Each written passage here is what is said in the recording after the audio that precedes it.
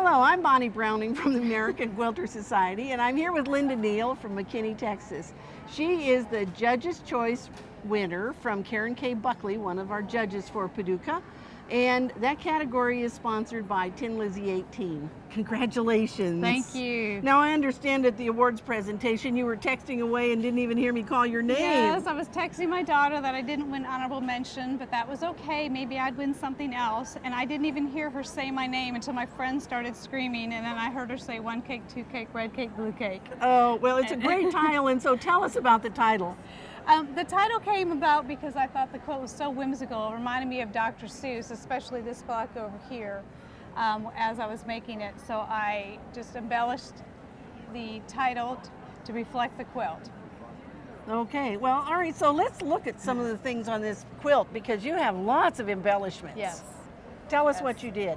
Well, I started out with the gift tags on presents. Over here, this present's for my daughter Katie. My grandson gets a present up there. I like adding detail, especially family names, to my quilts. And you've got fuzzy stuff, and you've got different bead details, and Yes. some silk ribbon bows. I've got hand-dyed silk ribbon that I do up here. I like using gradated rickrack. I've got pom-poms. I've got a lot of extra ribbon and pom-poms for hats. Well, so tell me now about the quilter and the quilting. Okay, well, I've been quilting 12 years, and I made this quilt specifically for the Dallas Quilt Show. Every year they have a themed category, and last March the themed category was funny quilts. I had seen this pattern, which was a published pattern by Nancy Barrett, of just the cakes. And I liked the pattern, but it didn't have enough going on for me, so I redesigned it with Nancy's permission and added the frames, redesigned how they were going to be placed on the quilt, and then put it up on a wall. It measured about 120 inches by 120 inches.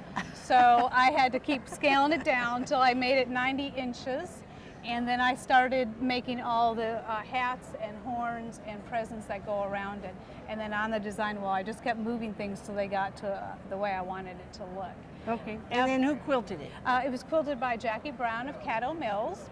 And she's a fabulous quilter, and I never give her any direction. I just give her a quilt, I give her time and a place to quilt.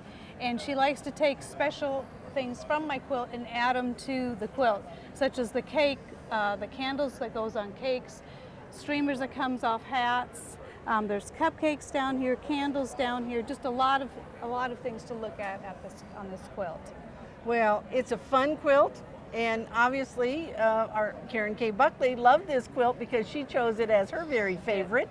And congratulations on winning here at Paducah.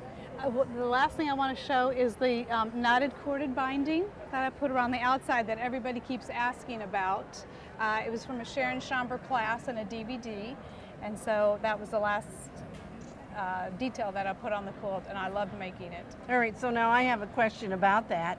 So did you take a piece of strip with your cording in it and knot it and then put it down? I made 206 pieces on the bias with red heart yarn on the middle of it. I sewed it, trimmed it, turned it inside out, cut it into 500 sections, each 3 3/4 inch long. I knotted each one of those. I made a pattern.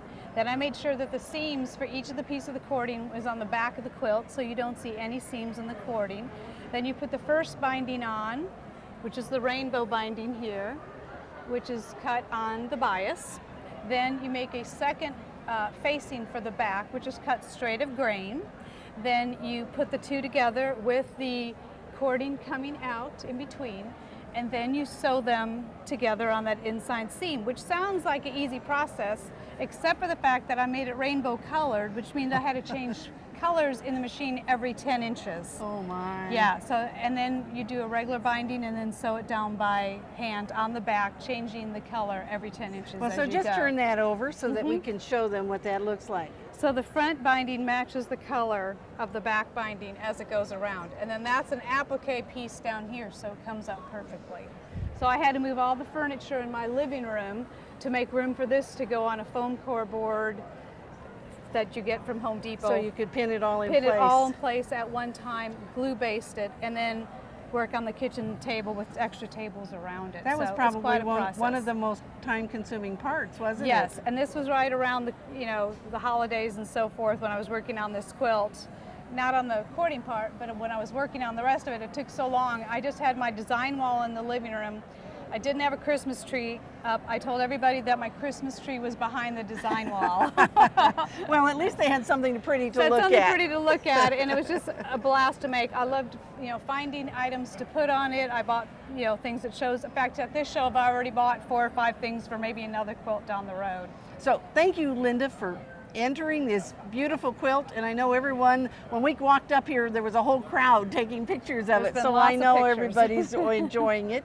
And so thank you for sharing that with us. And we hope we'll see more quilts from you. Thank you so much.